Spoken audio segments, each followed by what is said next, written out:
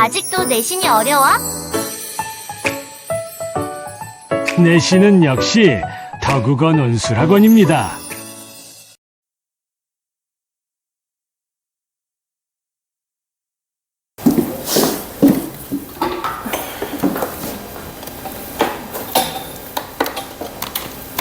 봅시다. 지대부터 11쪽이죠?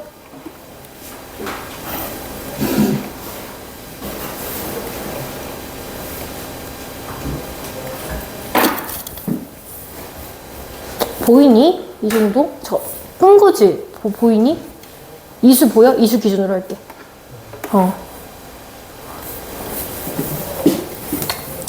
자. 문단 나눠봐, 얘들아. 문단 몇 문단이야? 나눠보세요.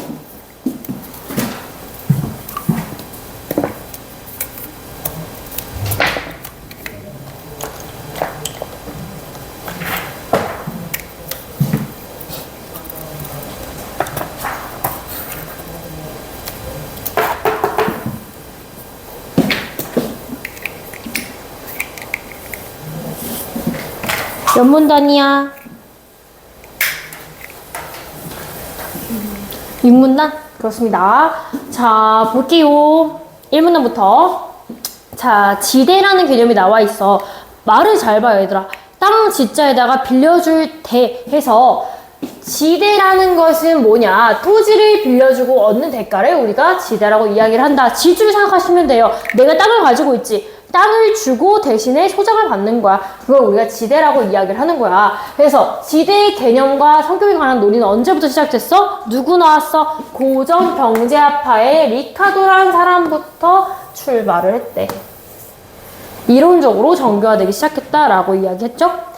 그래서 그의 차액지대론은 이라고 이야기를 했어. 자, 고전 경제학파의 리카도라는 사람이 차액지대론이라는 논리를 펼쳤나봐. 자, 말 잘 봐. 차액이라는 게 뭐야? 어떤 금액에서 무언가를 뺀 금액을 우리가 차액이라고 이야기를 하잖아. 차액지대론이라고 하는 것에 대해서 이야기를 했다라는 거야. 자, 그게 뭔지 볼게. 그래서 지대가 발생하는 이유를 다음과 같이 설명하고 있다라고 했습니다. 지대가 발생하는 원인에 대해서 이 사람은 고민을 한 거야. 자, 이 문단 가령 예시를 들었어. 어떤 나라에 A, B, C 지역에 쌀 생산에만 쓰이는 토지가 있는데 그 비옥도의 차이가 있어서 각 토지에서의 쌀 상가마다 생산비가 5만원, 자 A가 5만원이야. 그 다음에 B가 6만원, C가 8만원 이런 식으로 든다라고 이야기를 했어. 자, 그럼 얘들아 생각해봐. A, B, C 중에 가장 비옥도가 낮은 것은 어느 땅일까? C? 맞아? C지. 왜 그럴까? 당연히 생산비, 거기에 드는 품이 많이 든다는 얘기는 그 땅이 개간할 이유가 많다는 얘기야. 땅을 경작해줘야지 쓸만해진다는 얘기니까 당연히 C가 가장 안 좋은 땅이 되겠죠. 됐나요? 이걸 추론할 줄 알아야 돼, 이 정도는. 자, 그 다음에 여기에서 생산비는 이라고 했어. 자, 생산비에 대해서 설명을 해줘. 생산비가 뭐냐면 투입한 노동과 자본에 대한 대가로 쌀의 가격은 생산비와 일치하는 것으로 본다라고 되어 있어. 그러니까 내가 이 땅에 쌀을 생산해내기 위해서는 5만 원이란 돈이 필요한데 그 5만 원은 적어도 쌀의 비용으로 삼아야지. 내가 5만 원보다 싸게 팔아. 그럼 나는 뭐야? 손해보는 거잖아. 그래서 생산비와 일치하는 것으로 본다라는 이야기가 되겠습니다. 그게 생산비가 되는 거죠. 자, 이 나라의 쌀 수요량이 만약에 적어졌어. 자, 상황에 대해서 얘기를 하는 거야. 첫 번째 상황. 쌀 수요량이 적어졌어. 옆에 쓸게. 쌀 수요가 눈에 보이게끔 적어졌어. 쌀 수요가 적을 때는 당연히 많은 땅이 필요로 하지 않겠지. A 지역 토지의 일부만 경작을 해도 그 수요를 충당할 수 있을 때 아까 뭐라고 했지? 생산비가 바로 쌀의 그 금액이 된다라고 이야기를 했었어. 그랬을 때 가격은 A 지역 토지에서의 쌀 생산비인 5만 원에서 결정될 것이다. 쭉 밑줄. 이해됐어요? 자, 당연히 A 지역을 개발하는데 생산비가 5만 원이 드니까 쌀값도 5만 원에 책정이 된다는 얘기야. 그쵸? 그 다음에 두 번째. 그런데 두 번째 경우야. 쌀 수요량이 만약에 증가를 했어. 쌀 수요 증가. 이렇게 증가를 했어. 그러면 어떻게 해야 돼? 땅이 부족해. 다른 땅도 활용을 해야지. B도 활용을 하겠죠. 어느 순간 A지역 토지들로 모자라서 B지역 토지도 경작되기 시작한 것이다 라고 이야기를 했습니다. 그러면 생각해봐. 아까 A라는 거는 5만원 들었는데 얘는 6만원 들지. 근데 사람들은 당연히 6만원이나 들었으면 B에서 경작한 사람은 쌀을 얼마에 팔아야 돼? 6만원에 팔아야 되는 거지. 그러면 A라는 사람은 무슨 생각이 들어? 내가 5만원을 해서 가격 경쟁을 확보할 수도 있고, 아니면 내가 그냥 나도 똑같이 6만원에 팔아야겠다. 그래도 팔리잖아. 6만원에 팔아야겠다라는 생각을 할 수도 있어. 그러면 A라는 사람, A를 경작한 사람은 얼마의 이익이 생기지? 1만원의 이익이 생기는 거죠. 그걸 가지게 된다는 얘기를 지금도 할 거야. 그래서 어느 순간 A지역 토지들도 모자라서 B지역을 개간을 했는데, 이때 B지역 토지를, 자, 이 얘기부터 먼저 하네. B지역 토지를 경작되는 토지 가운데 가장 열악한 땅이라는 의미에서 한계지라고 부른다라고 했어. 그러니까 이런 거지. 봐. A, B, C, 5, 6, 8 이렇게 되어 있었어. 이만큼의 돈이 드느라고 했을 때, 자, A, B를 기준으로 봤을 때 여기서 열악한 거는 당연히 B가 더 열악해. 그래서 A, B를 기준으로 봤을 때는 얘가 한계지가 되겠죠. 근데 나중에 가서 뒤에 나올 거지만 A, B, C 전체가 경작되었다라고 생각을 해봐. 그러면 여기 중에서 한계지가 되는 거는 B가 아니라 뭐죠, 정연아? C가 되겠죠. 그 얘기가 나오는 겁니다. 한계지 이해됐죠? 가장 열악한 땅을 한계지라고 이야기한대. 그래서 밑에 B지역 토지가 한계지가 되면부터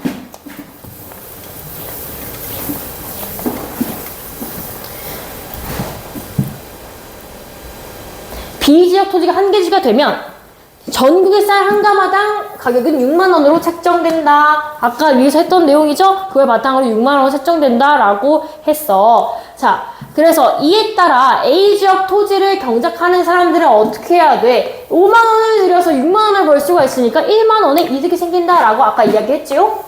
1만원의 소득을 추가로 얻게 된다. 추가 비용인 거야.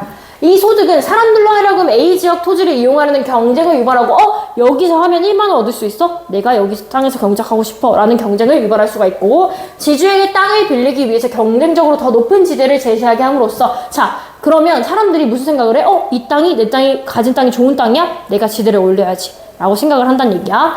그래서 지대는 결국 기존의 A지역 토지 경작자들의 추가 소득인 1만원으로 결정될 것이다. 그치. 1만원을 지주들도 가져가고 싶으니까 그 1만원을 지대로 설정을 하게 되는 거야. 그리고 3번. 자, 쌀 수요량이 만약에 더 늘어났어. 쌀 수요 그랬을 때는 C 지역의 토지가 한계지가 됐지? 그치? 8만원이 책정이 됐어. 자, 그러면 아까는 분명히 1만원의 이득을 봤었던 A 지역은 얼마의 이득을 보게 될까, 배우마? 그치, 3만원. 그 다음에 B는? 그렇지. 3만원과 2만원의 이익을 얻게 된다는 얘기야. 그래서 A 지역의 토지의 지대는 결국 더 오르고 얼마로 올라요? 3만원. 쓸게요. 그 다음에 B 지역의 토지는 2만원이 생성이 된다. 2만원. 결국 쌀의 가격은, 이걸 통해서 알 수 있었던 거는 뭐냐면, 쌀의 가격이 한계지에서의 쌀 생산비가 되고, 이해됐죠? 한계지, 여기서 말하는 한계지라는 거 아까 C였지? 여기에서의 금액이 쌀 생산비가 된다고. 쌀값이 된다고. 한계지보다 비옥도가 높은 토지들의 지대는 그 토지에서의 쌀 생산비와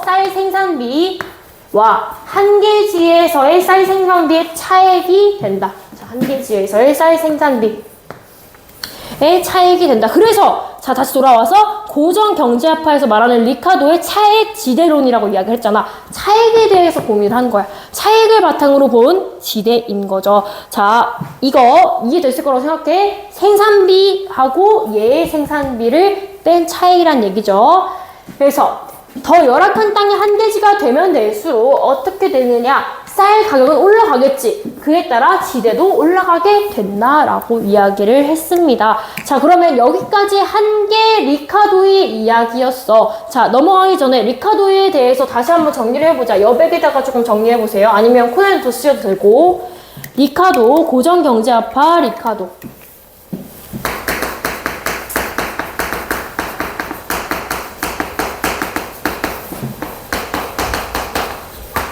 리카도의 차액 지대론.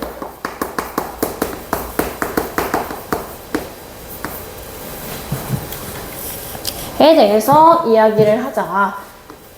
차익 지대론에서는 무슨 얘기를 했느냐?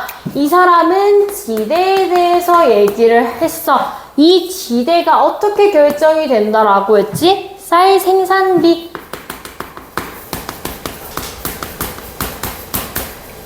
쌀값으로 결정이 된다라는 게 중점적인 내용이었고, 그 다음에 얘네들 쌀 생산비 각각의 가격 차이가 뭐라고 했지? 가격 차이의 중심을 둬서 이야기를 했던 거였어. 자, 밑에 내용 정리 조금 더 해보자. 3문단. 이와 같이 리카도는, 자, 이와 같이라고 했으니까 지금부터는 이제까지 한 내용을 정리해 주겠습니다. 자, 리카도는 지대를 뭘로 봤어? 이 사람이 생각하는 지대란 토지 생산물의 가격에서 생산비를 뺀 나머지, 즉 잉여일 뿐이다 라고 생각을 했다. 이게 포인트인 거야. 잘 봐. 자, 아까 거기 밑에서 쓰자. 지대라는 게 결국 뭐야? 쌀 생산비인데 어떤 쌀 생산비냐면 토지 생산물의 가격에서 생산비를 뺀 나머지, 이게 지대라고 이야기를 한 거야. 예를 들어서 아까 생산물에 드는 거에서 생산비를 빼는 거, 아까 C의 한 개지의 비용이 8만 원이었어. 생산물. 그래서 생산물 쌀의 값이 8만 원이 됐지. 거기에서 내 생산비 A 지역을 기준으로 했을 때 5만 원이야. 차액이 3만 원이 생겼어. 이게 지대야. 그리고 이게 뭐라고 봤다고? 이게 잉여야. 잉여라는 게 뭐죠? 잉여 인간 할 때 그 잉여야. 남고 쓸모없는 남은 부분을 잉여라고 이야기하죠. 그래서 이 사람, 리카도라는 사람의 생각한 포인트는 지대는 이런 것이고, 지대는 결국 생산이랑 크게 유관하지 않은 그냥 남은 금액일 뿐이다. 생산비를 빼준 남은 금액일 뿐이다. 이게 포인트가 되는 거예요. 됐나요? 됐나요? 자, 그래서 이는 지대를 토지 생산물의 가격에 영향을 미치는 비용이 아니라, 얘는 어디에 영향을 주는 게 아니라 토지 생산물의 가격이 올라?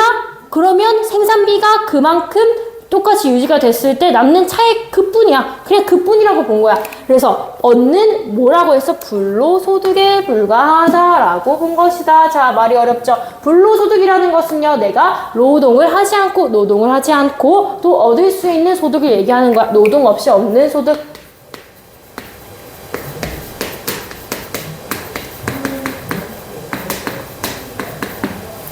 노동 없이 없는 소득에 불로소득에 불과하다라고 이야기를 했습니다. 그래서 이런 고정경제학파의 지대론을 입각해 헨리 조지라는 사람이 있대. 헨리 조지라는 사람은 지대의 조세를, 지대 전액을 조세로 걷어야 된다라는 지대 조세론까지 주장하기도 했었다. 이런 내용이 잠깐 나오고 끝이 났습니다. 자, 그러면 처음에 얘기했던 거 1, 2, 3문단에서는 고정경제학파의 리카도에 대해서 이야기를 했습니다. 자, 그 다음에 볼게요. 아이고. 자, 3문단. 고전경제학파에서 이어져서, 자, 고전이 있다면 새로운 게 와야죠. 신고전 경제학파. 근데 그 중에서도 초기야, 초기. 초기 신고전 경제학파를 이라고 했어. 그 사람들은 지대를 어떻게 보냐? 잉여나 불로소득으로 보는 건 누구예요? 고전경제학파의 리카도였죠. 그렇게 보는 게 아니라 거기에 대해서 비판하면서, 그래서 초기 신고전 경제학파의 클라크라는 사람이 등장했네. 자, 클라크는 토지를 노동이나 자본과 같은 생산 요소의 하나로 보고 라고 해서 이게 포인트인 거야. 이 사람의 생각은 이거야. 자, 토지가 노동이나 자본과 같은 생산 요소의 하나야. 그러니까 얘가 생산에 영향을 미쳐 안 미쳐? 영향을 미친다란 얘기야. 영향을 미쳐. 그래서 지대를 산계 생산 이론에 입각하여 이야기를 했다. 자, 밑줄. 이 사람이 생각한 주장. 한계 생산 이론이라는 얘기야. 자, 이거는 먼저 좀 정리해 볼까요? 여기 이렇게 뒷점으로 해서 초기 신고전 경제 학파 클라크 한계 생산 이론.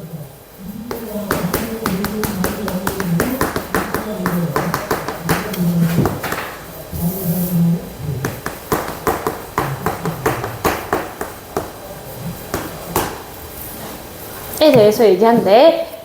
자, 이 이론은 정확히 뭐냐? 공급자가 수요자가 다수인 완전 경쟁 시장. 자, 이게 사실 우리가 원하는 자본주의랑 완전 관련되어 있는 거야. 사람, 사고 싶어 하는 수요자도 많고, 그걸 공급해주는 사람도 무한대로 있는 걸 우리 완전 경쟁 시장이라고 이야기를 해. 그거를 전제로 해서 생산 요소의 가격은, 자, 생산 요소의 가격이라는 게 무슨 말이야? 아까 예시를 그대로 가져와 보면 쌀값이야, 쌀값. 쌀값은 그것의 한계 생산 가치. 자, 한계 생산 가치가 뭐지? 뒤에 설명을 해줘. 즉, 생산 요소 한 단위를 추가함으로써 얻게 되는 생산량 증가 분만큼의 가치를 반영한다는 것이다. 라고 되어 있습니다. 그래서 내가 예를 들면 생산 요소 한 단위를 추가한다라고 했으니까 내가 A라는 작물에 대해서 농사를 짓고 있어요. 근데 A 작물을 조금 더 많이 생산해내기 위해서 트랙터를 하나 더 들였어. 그런 요소를 추가했을 때 그만큼 했더니 얼만큼 A 작물을 더 많이 수확할 수 있었는지에 대해서 얘기를 하는 거야. 됐어? 그런 거에 대해서 얘기하는 게 한계 생산 가치래. 그랬는데 이에 따르면 설명을 또 해줘. 토지의 임대 가격인 지대도 토지로부터 얻게 되는 생산물의 생산량 증가분만큼의 가치를 반영한 것이다 라고 되어 있어. 이게 무슨 말이냐면 내가 무언가 투자했을 때 그만큼의 결과가 나와, 아웃풋이 나왔을 때 나온다면 그 지대도 마찬가지로 얘도 가격이 올라간다 라는 얘기야. 쉽게 생각해서. 그래서 이로써 지대를 토지가 생산에 기여한 정도를 반영한 정당한 대가로 보고, 사실 여기 위에 말은 조금 어렵게 꼬아서 이야기를 해준 건데 포인트는 여기에 있는 거야. 자, 지대가 이 사람은 뭐야? 정당한 대가야. 그리고 토지가 뭐야? 노동이나 자본과 별개로 취급하는 누구의 고전 경제 학파의 관점을 비판했다라는 게 포인트인 거야. 자, 그러면 고전 경제 학파는 토지를 뭐라고 했어? 노동이랑 자본이랑 같아? 아니야, 다른 거라고 봤는데 누구? 우리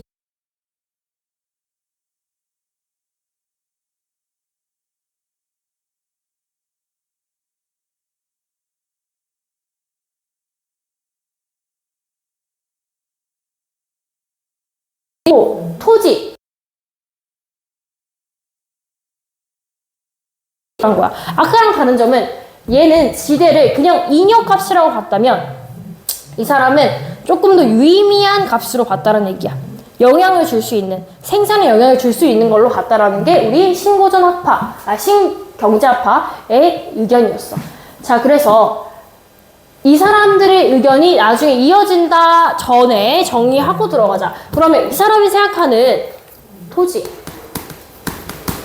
토지라는 게 노동과 자본과 같이 유동적으로 넣을 수 있는 거야. 유동적으로 넣었다 뺐다 할 수 있어. 그러니까 당연히 가변적임과 동시에 생산량과 생산 요소에도 영향을 줄 수 있다라고 본 거야. 그래서 지대가 이 사람은 가변적이다라고 보면서 생산에 영향을 준다. 생산에 영향을 줄 수 있다. 라고 본 거야. 지대가. 그래. 그래서 리카도와 클라크의 논의, 이 사람들의 다른 비판들이 있었어. 비판을 했다가 나중에 이게 초기 신고전 학파에서 이제 신고전 학파로 넘어가게 됩니다. 마셜이라는 사람이 나오게 돼요. 신고전 학파의 마셜의 이론으로 이어진대. 그래서 마셜은 초기 신고전 경제학파의 상대 생산 이론을 발전시키고 이를 바탕으로 고전 경제학파와 지대론을 재해석함으로써 자신의 이론을 전개했다라고 이야기를 했으니까 아마 이런 식으로 두 개의 이론이 나오고 마지막 하나의 이론이 나오잖아. 그 이론은 앞에 나와 있던 이론들을 절충한 방안일 확률이 굉장히 큽니다. 얘는 그러해요. 그래서 자신의 이론을 전거했는데 우선 마셜은 어떻게 했냐? 생산 요소를 어떻게 봤어? 생산량이 변함에 따라 투입량을 변화시킬 수 있는 가변 생산 요소와 변하는 게 가능한 가변 생산 요소가 있고요. 그렇지 않은 고정 생산 요소로 나누었다. 뭐를? 생산 요소를. 자, 그러면 정리 한번 다시. 아까 거기 쓰던 거에 마저 이어서. 자, 신고정 경제합화 마셜. 신고정 경제합화가 맞니?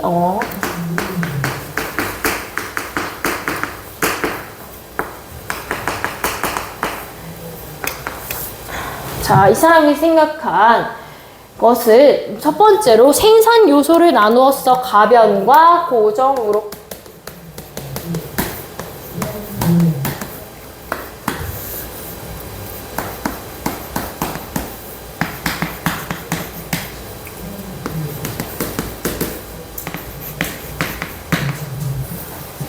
가변과 고정 요소를 나누었어. 가변이라는 거는 예를 들어서 이런 게 있는 거지.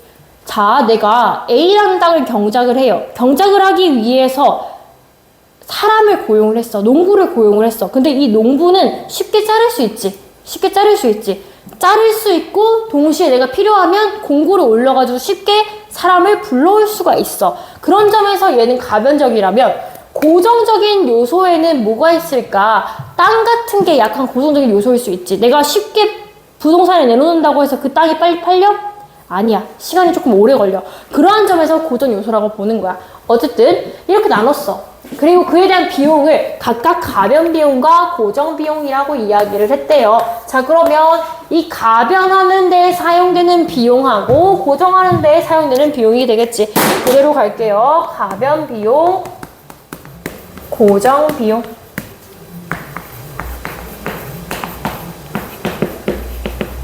손에 힘이 없네, 그려. 자, 그래서 이 정의에 따르면 생산량을 늘리거나 줄이기 위해 즉각적으로 투입량을 조절할 수 있는 노동이나 자본 같은 거, 그치? 노동이나 자본은 내가 손쉽게 가져올 수 있어. 아까처럼 노동은 공고를 올려가지고 가져올 수 있고, 자본은 어떻게 할 수 있어? 조금 부정적이긴 하지만 빚을 져가지고 돈을 끌어올 수가 있지. 그런 가변 생산 요소이다 라고 이야기를 했어. 그러면 여기 예시도 써줄게요. EX 해놓고 노동과 자본은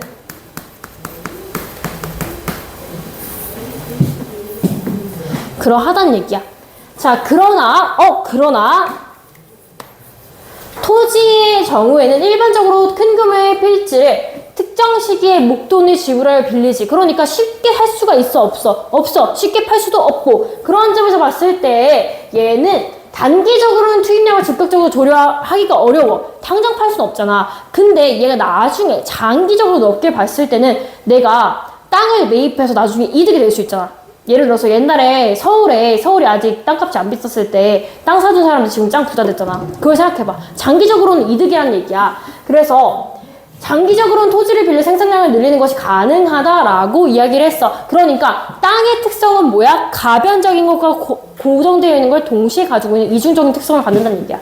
따라서 토지라는 거는 단기적으로 봤을 때는 고정 생산이지만 장기적으로 봤을 때는 가변 생산 요소이다 라고 볼 수 있다라는 얘기입니다. 그래서 여기 토지, 이 사람이 생각한 토지 정리하자면 토지는 가변과 고정이 모두 들어갈 수가 있다. 단기적, 장기적으로 봤을 때. 한편 마셜은 생산자의 행위는 이라고 해서 생산자의 행위는 이윤을 극대화하기 위한 것이다. 그렇겠지. 당연히 자기가 이득을 보려고 하겠죠. 누구나. 그리고 이를 위해서는 생산물 한 단위를 더 늘리는 데 필요한 비용의 추가분, 즉 한계 비용이 생산물 한 단위 가격과 같아지도록 생산량을 결정해야 된다고 보았다 라고 이야기를 했어. 자, 밑줄 쳐볼게요. 내가 생산물 한 단위를 더 늘리는데 필요한 비용의 추가분 한계 비용, 이게 뭐랑 똑같아야 돼? 생산물 한 단위의 가격과 똑같아야 된다는 얘기야. 자, 그래서 이 사람이 생각하는 건 한계 비용과 상품 가격이지. 상품 가격이라고 선생님이 쓸게.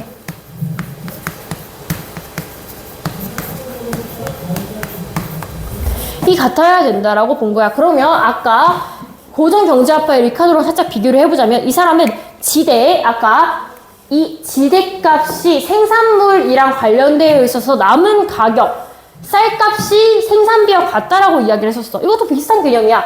한계 비용이라고 이름을 붙여주긴 했지만 내가 A라는 경작물을 활용하기 위해서 총 5만 원의 생산비가 들어. 그게 한계 비용이야. 한계 비용이 아까 뭐였어? 생산물 한 단위를 더 늘리는데 필요한 비용의 추가분. A라는 작물을 더 생산하고 싶었을 때 5만 원이 든다라고 했어. 그러면 당연히 5만 원의 가격을 어떻게 해야 돼? 상품 가격을 올려야지. 그래야 이득이 생기잖아. 그 얘기를 하는 거야. 그래서 그렇다면 한계 비용은 생산량을 결정하는데 관여하는 비용이라고 할 수 있지. 그치? 많이 드는 데 비해서 생산물이 적게 나오면 이득이 안 되니까. 어쨌든 즉각적으로 변할 수 있는 가변 비용에 해당한다. 그치? 생산량이 만약에 내가 기대했던 것보다 너무 적게 나왔어. 그럼 한계 비용을 그냥 줄이자 라고 생각할 수도 있고, 아니면 생산량이 생각보다 너무 잘 나왔어. 늘리자 할 수도 있잖아. 그런 거에 의해서 얘는 가변 비용이다 라고 본 거야. 가변.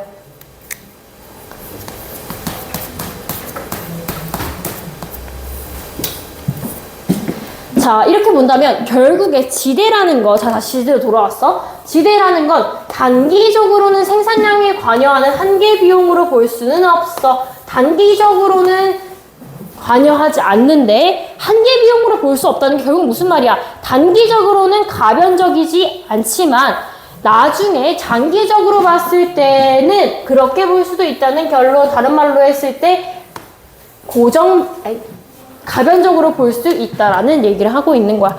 결국 이 사람이 생각하는 지대, 토지와 비슷한 거죠. 여기 위에다 쓸게. 지대와 토지가 비슷하게 가변성을 가질 수 있다라는 얘기를 하는 겁니다.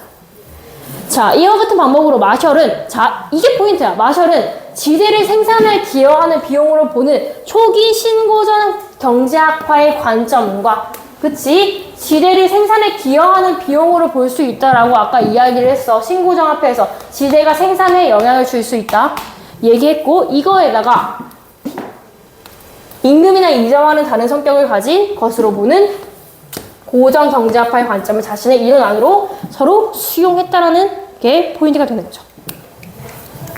그래서 자리가 조금 모자란데 결국 이 사람은 앞선 두 이론을 수용했다라는 점에 의의가 있는 거야. 앞선 두 이론을 수용해야 잘 안 보이죠? 앞선 두 이론을 수용했다라는 점에 의의가 있는 겁니다. 자, 또한 마셜은 지대를 순전히 자연의 혜택으로 인한 것으로 한정하면서, 자, 자연에 의해서, 그쵸? 땅에서 온 거니까 당연히 자연이죠? 자연에 의한 것으로 한정을 했대. 지대를.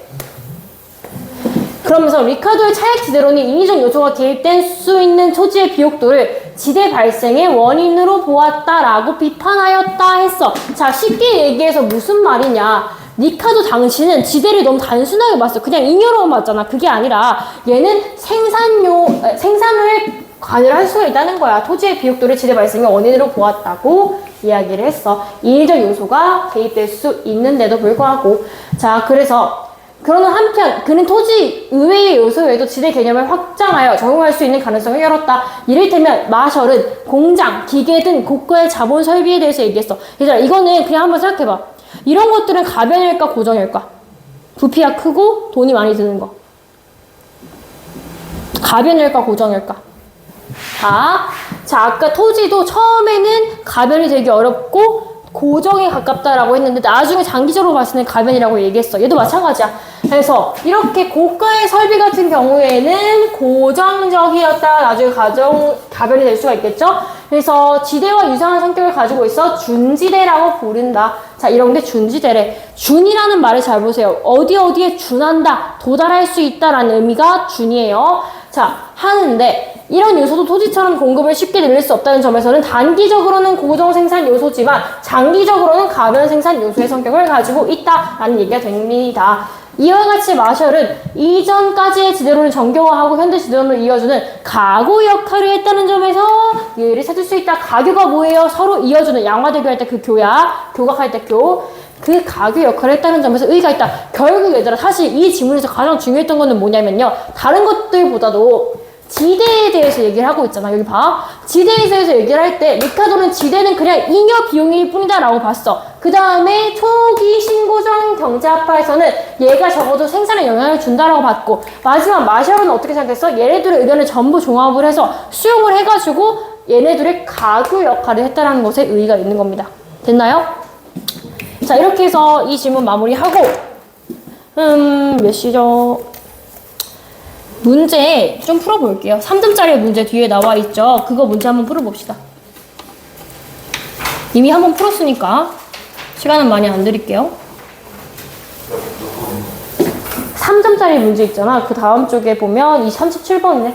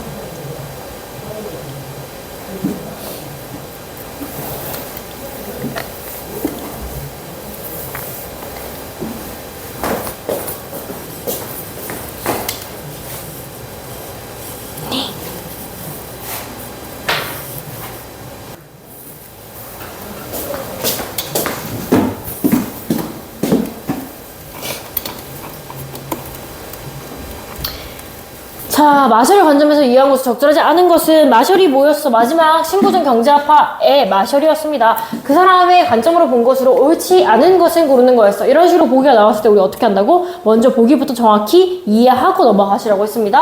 자, 가가 공장 분지를 임대하여 빵을 생산하던 기업 A가 있어. 기업 A는 빵 가격이 오르기 시작하자 밀가루 투입량과 노동자 수를 즉시 늘렸어. 자, 즉시 늘렸다는 표현에서도 알 수 있지만 이거는 가변이야, 고정이야? 가변이지? 가변이야. 즉각적으로 늘릴 수 있었어. 가변이야. 이윤을 극대화하였다라고 했습니다. 자, 이거는 아까 봤었던 밀가루 투입량은 자본이 되는 거고 노동자는 노동력이 되는 거죠. 가변이죠. 자, 그러다가 뭐 빵 가격이 더 오르게 되자 A는 지역 거액을 투자하여 추가로 공장 부지를 빌렸고 이를 통해 빵 생산량을 대폭 늘리기로 하였다라고 되어 있는데, 자, 공장 부지라는 거는 땅이죠. 그걸 빌렸대. 이거는 뭐야? 장기적으로 봤을 때 가변적인 거고 단기적으로 봤을 때는 고정적인 거야. 고정과 가변의 특성을 동시에 갖는 땅이 되겠습니다. 그렇죠? 그런 특성을 가지고 있다. 보시고 그 다음에 나를 보세요. 임대 비행기로 사업을 운영하고 있는 항공사 B는 승객이 늘어나 비행 오름이 오르자 비행기를 추가로 빌렸어. 자, 비행기를 빌렸어. 그래서 비행기 수를 늘렸어. 자, 이거 마지막 마셜의 무슨 지대였지? 준지대랑 관련이 있었던 거 기억나요? 집이나 땅이나 이런 건 아니지만 준한다. 그럼 얘도 마찬가지로 뭐야? 고정과 가변의 형식을 동시에 갖는다라고 이야기를 했습니다. 고정과 가변. 참.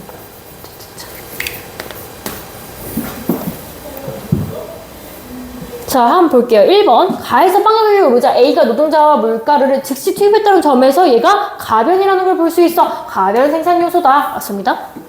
2번. 가에서 A가 빵 생산량을 늘리기 위해서 공장 부지를 추가로 빌렸다는 점에서 지대는 장기적으로는 가변 비용으로 볼 수 있지. 단기적으로는 뭐예요? 고정 비용이지만 지출이 크지만 널리 봤을 때는 이득이 된다라는 얘기야. 그 다음에 3번. 가에서 A가 추가로 빌린 공장 부지는 단기적으로는 가변 생산 요소야? 아니지. 단기적으로 뭐야? 고정 생산 요소잖아. 고정 생산 요소.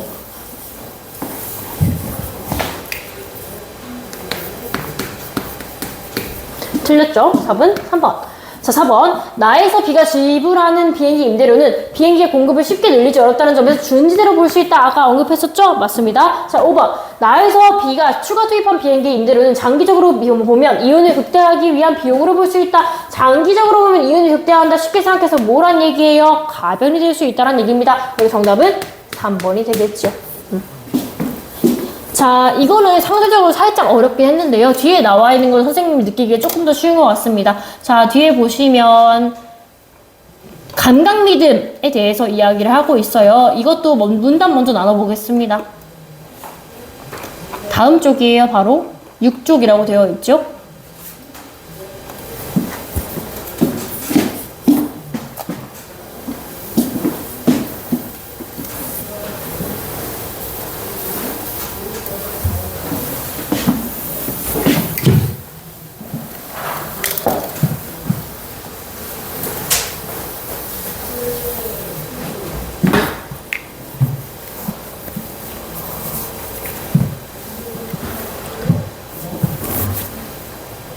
몇 문단이에요?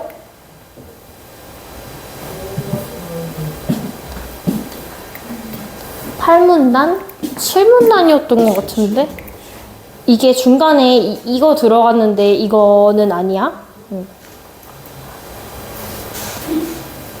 자, 볼게. 누군가 자신이 불행한 일을 겪었다면 사람들은 그에게 동정심을 느낄 것이다. 야, 나 오늘 남자친구랑 헤어졌어. 이렇게 얘기하면 슬프겠지, 안타깝겠지, 동정심을 느껴. 근데 만약에 걔가 그러고 나서 구라야 이러면 어때? 분노가 치밀지. 그거야. 자, 그러나 다음 순간 자신의 이야기가 전부 꾸며낸 것이라고 말한다면 더는 그에게 동정심을 느끼지 않게 될 것이다. 분노를 느끼겠죠.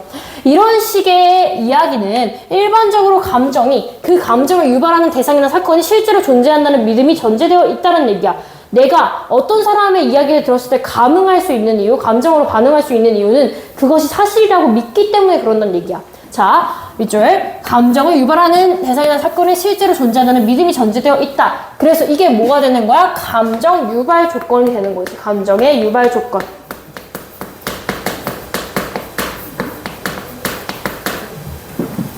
감정이 유발될 수 있는 조건인 거야.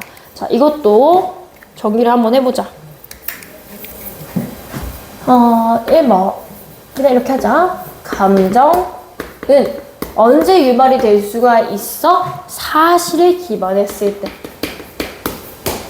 화살표를 반대로 해야겠네. 사실을 기반으로 했을 때 감정이 일어날 수 있다. 자, 그렇다면 허구인이 분명한 공포 영화를 보고, 자, 곤지암 보고, 곤지암이 분명히 사실이 아닌데도 불구하고 나는 두려움을 느껴 라고 했을 때, 그러면 존재한다고 믿지 않는 괴물과 그 괴물을 중심으로 펼쳐지는 허구적 사건을 보면서 왜 우리는 공포라는 감정, 공포를 느끼는 현상을 어떻게 이해해야 될까라는 얘기야. 자, 이거는 앞에서 봤던 전제랑 대비되는 거지. 자, 사실을 기반으로 했을 때 인간이 감정을 느낀다며. 근데 영화가 사실이야? 아니잖아. 거짓이라는 걸 우리 모두가 알고 있어. 그럼에도 불구하고 공포라는 감정을 느껴. 이상하네? 난 여기에 대해서 생각을 해볼 거야 라는 얘기야. 그래서 아까 전제에 위반되는 것이 감정이 일어날 수 있다라는 전제에 위반되는 상황에 대해서 얘기를 하고 여기에 대해서 의문점을 가지게 되었어. 자, 내가 궁금한 거는 감정이 일어날 수가 있어. 허구적인 것에 대해서도 여기에 대해서 의문을 가진다라는 얘기예요.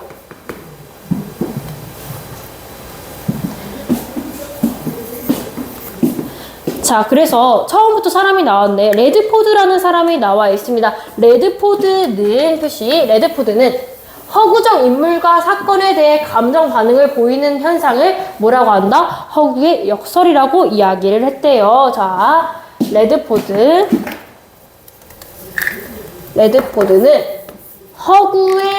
허구적 인물과 사건에 대해 감정 반응을 보이는 현상을 허구의 역설이다. 여기서 말하는 역설이라는 거는 말도 안 된다. 패러독스 할 때 그 역설이죠.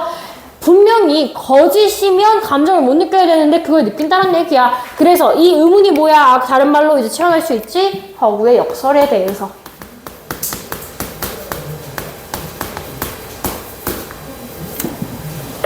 대해서 의문을 가지게 되었다라는 얘기야. 그래서 이걸 레드포드라는 사람이 이렇게 규정을 했고, 다음 세 가지의 전제를 제시하였다. 자, 전제 1번을 보세요. 우리는 존재한다고 믿는 것에 대해서 반응을 한다. 감정적으로 반응한다. 자, 이거 뭐예요? 사실을 기반으로 했을 때 감정이 생긴다는 얘기고요. 두 번째 봐. 허구적 사건이나 인물은 존재하지 않는다라고 믿는다. 우리는 허구라는 것 자체가 없다라는 것을 인식하고 있어. 거짓말은 거짓말이야. 허구는 결국 허구일 뿐이다 라고 생각하는 거야. 그러면 감정을 느껴서는 안 되는데 전제 3번 허구적 사건이나 인물에 대해서도 어때? 감정을 느껴. 그래서 허구인 것에도 감정을 느낀다는 모순이 발생을 한다는 얘기야. 이걸 전제로서 그냥 정리해둔 것 뿐이야. 자, 이 세 가지 전제가 동시에 참일 수 없다는 모순을 해결하는 방법은 당연히 이 중에 하나가 참이 아니라는 것을 증명해내면 되는 거죠. 레드포드는 감정을 유발하는 대상이 존재한다는 믿음 없이, 그러니까 이 사람은 믿어 안 믿어? 믿지는 않지만 나도 왜 그런지는 잘 모르겠지만 허구에 의해서도 그냥 감정이 일어날 수 있다라고 봤어. 누가? 레드포드란 사람이. 그래서 그렇지만 그 감정은 존재에 대한 믿음이 없어. 믿진 않는데 아무튼 허구에 의해서 감정이 생겼다는 거야, 이 사람은. 그래서 비합리적이다 라고 이야기를 했습니다. 자, 그러면 여기서는 여러 명의 학자가 나올 건데 첫 번째 레드포드부터 정리를 해볼게요.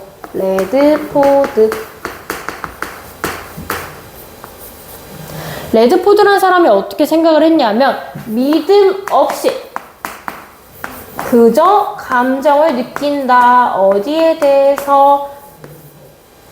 저기 허구에 대해서.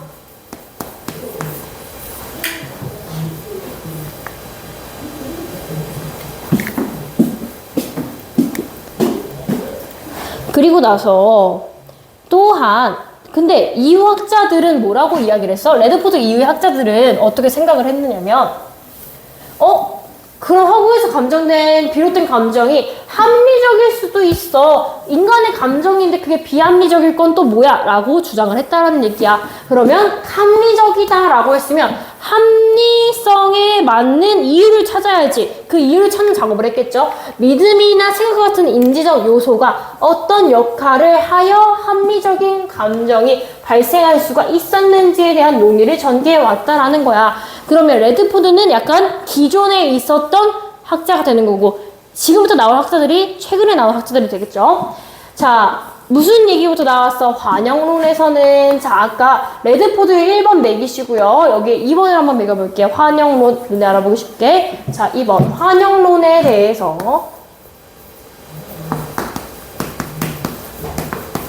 여기서 환영이라는 건 웰컴 이게 아니라 눈에 보이는 환상에 대해서 얘기하는 환영이야. 자, 사람들이 허구를 감상하는 동안 허구에 몰입하여 허구적 사건이나 인물이 존재하지 않는다는 사실을 잊어버리는 거야. 너무 몰입한 나머지 그 순간을 잊어버리는 거야. 그래서 그 사건이나 인물이 실제로 존재한다는 어디에 빠져? 환영에 빠진다라고 이야기를 한 거야. 그 사람들은 환영에 빠져서 이에 대해 뭐라고 생각해서 또 다른 사람 나왔는데 월턴과 캐럴이라는 사람이 나왔어. 이 사람들은 어떻게 생각을 했느냐? 공포 영화에 관객이 영화를 감상하는 동안에도 영화가 허구라는 사실을 잊지 않는다라고 주장했어. 자, 그러면 앞에서 봤던 환영론에서는 자, 환영을 봄으로써 이 사람들은 현실이 아니다라는 걸 잊어버린다고 한 반면에 뒤에 나오는 사람들은 아니야, 걔네들은 잊는 게 아니야 라고 했습니다. 그래서 만약에 이 얘기를 하는 거야. 관객이 영화 속 괴물이 실제로 존재한다고 믿는다면 그러면 어떻게 해야 돼? 이게 현실이야? 나 어떻게 해야 돼? 당장 이 영화관에 빠져나가야지. 그런데 어떻게 하고 있어? 그냥 영화를 보고 있잖아. 그런 걸 보면 이 사람들이 진짜 사실이 아니라는 걸 잊었을까? 안 잊었을 수도 있다는 게 월턴과 캐럴의 주장인 거야. 그래서 만약에 존재한다고 믿는다면 공포로 인해 영화관에서 도망가거나 도움을 요청하는 등의 행동을 보여야 되는데 그렇진 않잖아. 그렇지 않는다는 것이다. 이런 점에서 월턴과 캐럴은 환영론은 허구에서 느끼는 감정을 설명하는 타당한 이론이 될 수 없다라고 주장하였다라고 해서 얘네들이 서로 어떻게 되고 있어? 이 두 이론이 대비가 되고 있는 거지. 월턴과 캐럴은 3번을 두고 얘네들이 서로 대조된다. 볼 수 있죠. 대조된다. 자, 그럼 환영론의 입장이에요. 환영론 입장 정리하자. 환영을 통해서 잊는다라는 거야. 이즘 망각이라고 적어볼게요. 망각하여 감정을 느낀다 라고 봤다면 오른쪽에 다시 올려서 월턴과 캐럴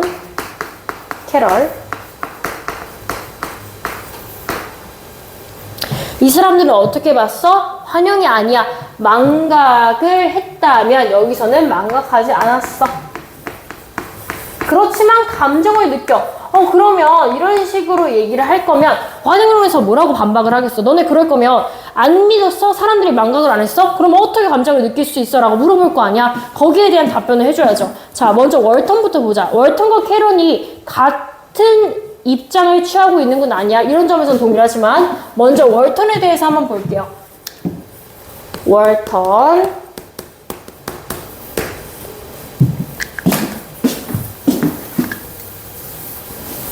자, 월턴은 관객이 허구의 세계에 빠져드는 현상을 뭐라고 해? 상상의 무리일과 세계에 대해서 믿는 최악의 놀이를 하는 걸로 봤대. 자, 월턴의 생각이야.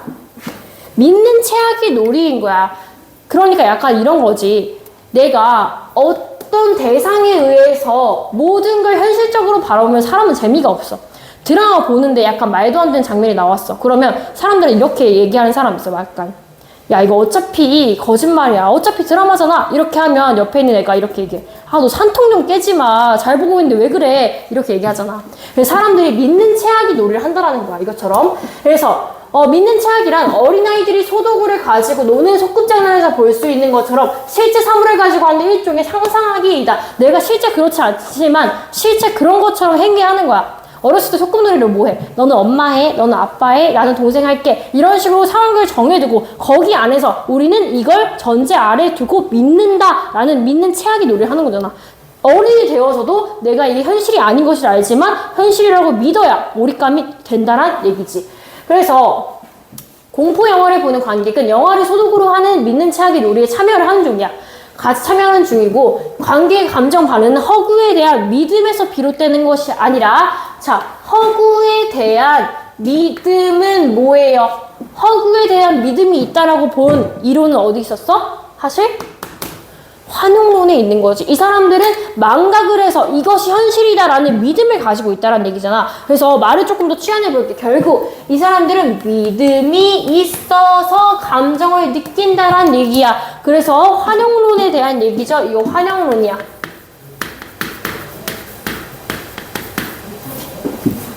그래서 비롯되는 게 아니라고 했어. 믿는 게 아니라 믿는 척 하는 거라고. 상상하기의 결과인 것이다 라고 했습니다. 자, 그러면 월턴의 먼저 이야기 저기부터 해볼까? 믿는 최악의 놀이 때문에 이 사람은 감정을 느낀다 라고 했는데 자, 좀 더 읽어보자. 이때 괴물은 상상의 세계 안에서는 실제로 존재하는 대상이다. 어디서? 상상, 믿는 최악의 놀이 안에서. 근데 허구적 대상에서 비롯된 감정은 상상의 세계에서만 성립하는 것일 뿐이지 현실에 나오면 아무것도 의미가 없잖아. 대상이 실제 세계에 존재한다는 믿음에서 비롯된 것은 아니다.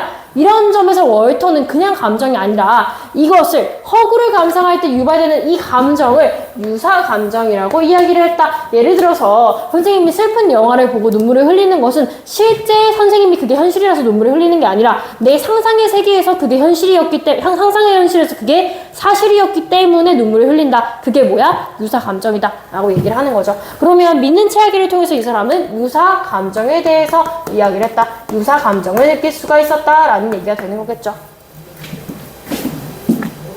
됐나요? 이게 월턴이 이야기였어. 자, 월턴이 이야기했고 그 다음에 한 명 더 있죠? 캐럴이라는 사람이 남아 있었습니다. 캐럴.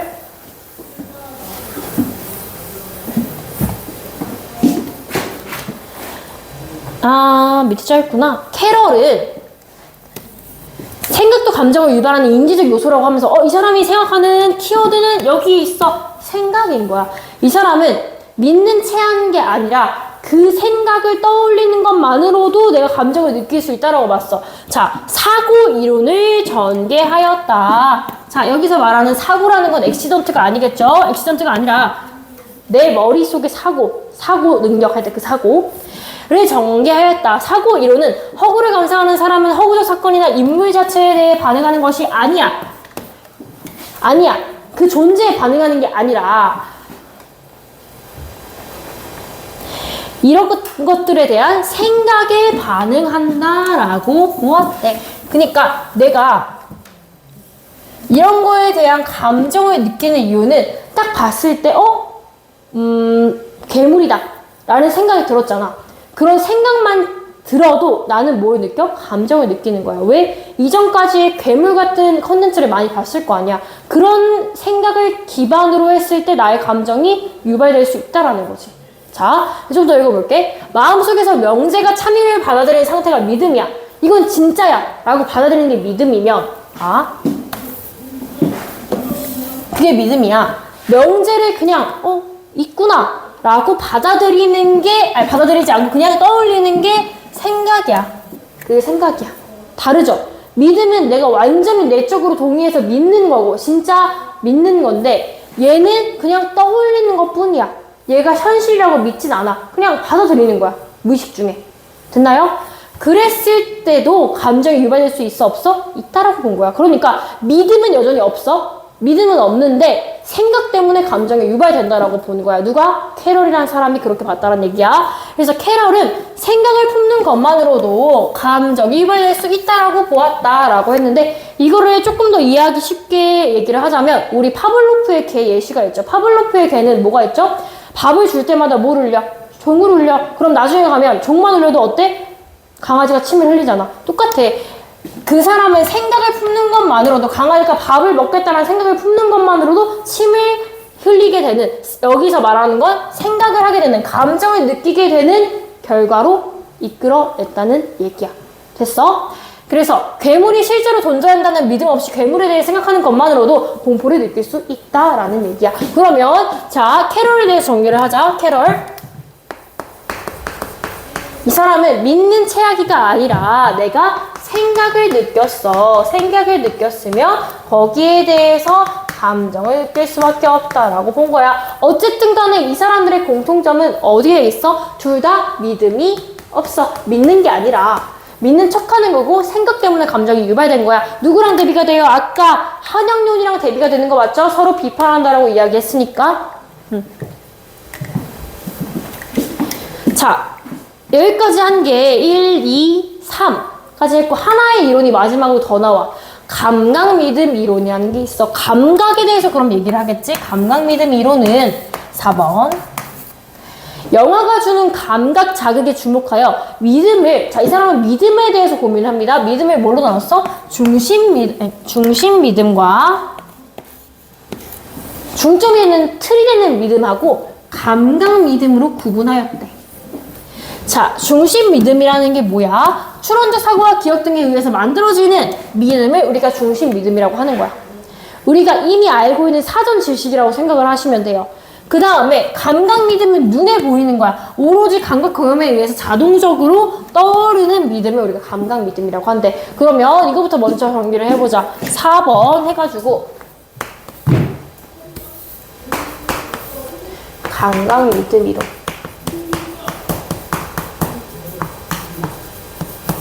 자, 잘 안 보이니까 선생님이 이걸 위에다 올릴게. 여러분들 밑에 쓰세요. 자, 뭐부터 봤어? 믿음을 갖다가 중심 믿음하고 감각 믿음으로 나눴지?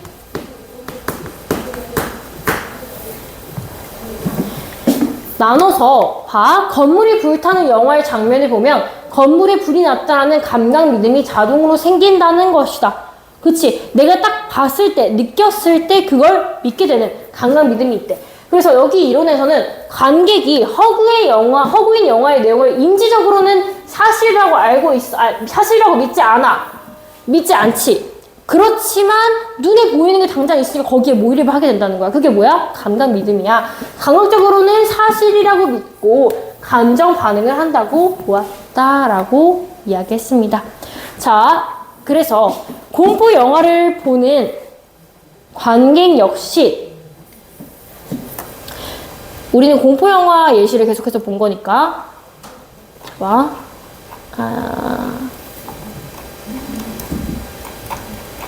잠깐만.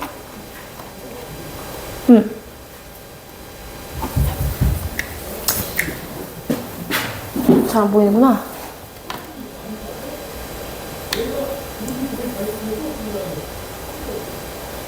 자, 공포 영화를 보는 관객 역시 감각 경험에 의해 괴물의 존재를 경험하고 공포를 느끼는데, 그치? 이러한 감각 경험이 경험이 괴물은 허구적 대상이라는 인지적 관점의 판단에 의해서 억제될 수 없다라는 것이다. 그러면 이건 무슨 말이죠? 감각 믿음이 눈앞에 펼쳐지면 나의 중심 믿음이 있음에도 불구하고 내가 감정을 느낀다는 얘기가 되는 거야.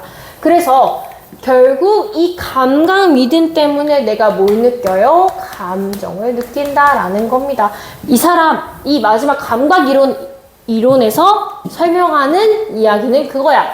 또한 감각 믿음 이론은 무슨 얘기까지 했냐? 관객이 감각 경험에 의해 영화 속 괴물이 존재한다고 믿으면서도 괴물을 허구적 대상이라는 중심 믿음이 있기 때문에 도망가거나 도움을 요청하지 않는 것이다. 자, 이거 어디랑 관련이 있어요? 아까 월턴하고 캐럴이 환영론에 대해서 비판했던 거. 아니, 믿음이 있는데 왜 도망가지 않아? 라고 했던 것에 답변이 되는 거지. 어떤 믿음이 있기 때문에 중심 믿음과 감각 믿음으로 나눠지기 때문에 그런다는 얘기야. 그래서 환영론의 한계를 극복하고 있다. 한계 극복. 걸 알 수가 있습니다. 좀 합리적이죠? 믿음이 있다라는 거.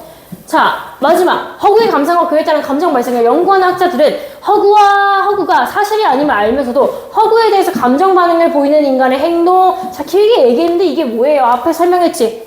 허구의 역설이라고 했었잖아. 아이고. 허구의 역설. 설명하기 위한 고민을 계속하고 있다. 그치? 여기 중에서 이렇게 많은 이론이 나왔다는 얘기는 그만큼 사람들이 확정을 지을 수 없고 많은 논의가 이루어졌다는 얘기야. 그래서 특히 공포 영화를 보는 관객의 공포가 인지적 경험과 감각적 경험의 통합에서 비롯된다는 최근의 논의는 자 일부러 얘기를 안 해줬지만 결국 이게 뭐야? 인지적 경험이 뭐가 되는 거지? 중심 믿음. 그 다음에 감각적 경험의 통합이 뭐야? 감각 믿음이야. 그래서 여기는 뭐가 되는 거예요, 얘들아? 감각 믿음 이론이 되는 거죠.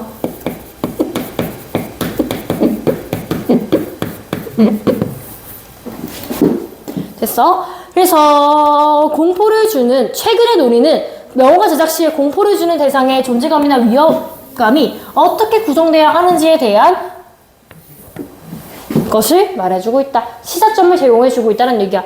자, 감각 믿음에 따르면 사람들이 아무리 중심 믿음을 가지고 있어도 순간에 보이는 감각에 의해서 영향을 받잖아. 감정을 받잖아. 사람들이 많은 감정, 큰 감정을 느끼게 하기 위해서는 조금 더 큰 액션을 취해야겠다. CG를 잘 만들어야겠다. 라는 것 등의 시사점을 누가 제공을 해줘? 감각 믿음 이론이 제공을 해준다는 얘기야.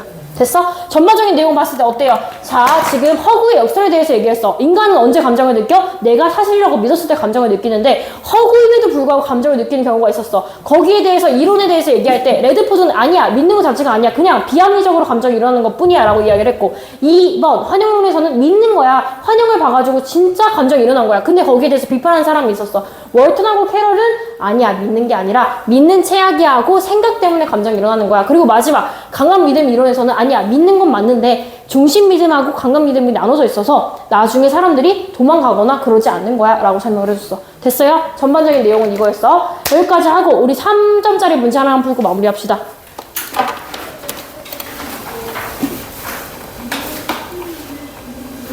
(20번)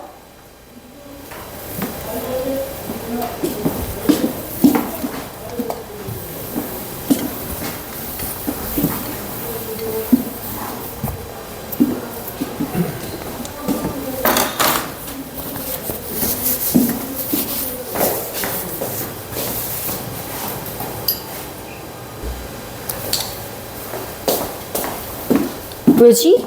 왜 째서? 좀 틀렸는데 봐봐. 20번 나와라. 나왔니? 아우, 야 너무. 자, 빗글을 바탕으로 할 때 보기에 대한 반응으로 추론한 것으로 적절하지 않은 것은 고르는 거야. 자, 윤수는 끔찍한 녹색 점액 괴물이 나오는 공포 영화를 보고 있다. 괴물이 천천히 땅 위로 흘러내리면서 주변의 모든 것들을 파괴하는 장면을 보면서 몸을 움츠린다라는 거는 감정을 느꼈다는 얘기가 되는 거죠. 이윽고 녹색 괴물의 몸체에서 끈적끈적한 머리가 솟아오르더니 갑자기 관객을 향해 돌진한다. 윤수는 공포를 느껴서 비명을 지른다 라고 했어. 자, 이거는 허구의 역설에 대해서 보여주는 거죠. 그래서 영화가 끝난 이후에도 윤수는 공포에 몸이 담으면서 괴물이 진짜처럼 너무 무서웠어 라고 이야기를 했다. 허구의 역설입니다. 여기에 대해서 생각을 하자는 얘기야. 허구의 역설. 자, 1번. 레드포드의 관점에 이 사람은 믿어 안 믿어? 믿음은 없는데 어쨌든 감정이 발생을 한다라고 했어. 비합리적이라는 얘기를 했었지. 그래서 영화를 보면서 윤수가 느낀 공포는 괴물이 존재하는 믿음 없이 생겨난 것이다. 맞죠? 맞죠? 다만 비합리적이다라고 이야기를 했었고요. 그 다음에 환영론의 관점에서는 윤수가 비명을 지른 것에 대해 자, 환영론이야? 그러면 이걸 믿었어 안 믿었어? 믿음이 있어. 믿음이 있어서 환영을 봤어. 그걸 바탕으로 감정을 느꼈다라고 볼 거 아니야. 환영에 빠져서 영화 속 내용을 사실이라 믿은 것으로 판단하겠군. 맞습니다. 맞죠? 3번을 보세요. 자, 월턴의 관점에서는 영화를 보면서 윤수가 느낀 공포는 실제로 괴물이 존재한다는 믿음에서 비롯된 것이다. 자, 실제로 존재한다는 믿음에서 비롯된 것이 아까 대놓고 뭐라고 했어 얘들아?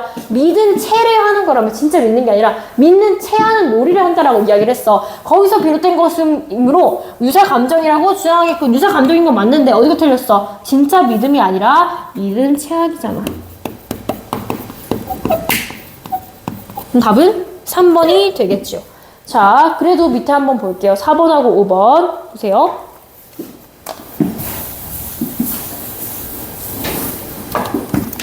자, 캐롤의 관점이야. 자, 캐롤은 뭐라고 했지? 생각을 떠올리는 것만으로도 감정이 일어나서 한다고 했었는데 영화가 끝난 이후에도 윤수가 공포를 느낀 것은 자, 감정을 느낀 이유는 괴물에 대한 생각 때문이라고 주장하겠군. 그렇죠. 생각 때문이죠. 자, 그 다음 5번. 감각믿음 이론의 관점에서는 영화를 보는 동안 윤수가 감각 경험으로 인해서 공포를 느낀다라고 주장하겠군. 자, 말만 바뀐 거야, 얘들아. 감각 믿음을 그냥 감각 경험이라고 표현한 것 뿐이야. 그러니까 나는 중심 믿음을 가지고 있지만 당장 눈앞에 보이는 것이 감각적으로 다가오기 때문에 내가 감정을 느낀다라고 했었던 게 감각 믿음의 이론인 거죠. 답은 3번이 되겠습니다. 됐나요? 됐나요? 자, 이렇게 해서 우리 비문학 마무리하고 그 다음에 우리 저번에 선생님이 나눠준 거 있었어. 우리 저번 시간에 했었던 거 기억나? 두꺼운 프린트 있잖아. 거기에서 이번 주에는 4, 5, 6 남은 부분을 다 풀어오시면 됩니다. 다음 주까지. 꼭 풀어오세요. 서술형 빼놓지 마시고 빈칸 빼놓지 마시고 이수는 제시한 바로 봐도 돼. 응.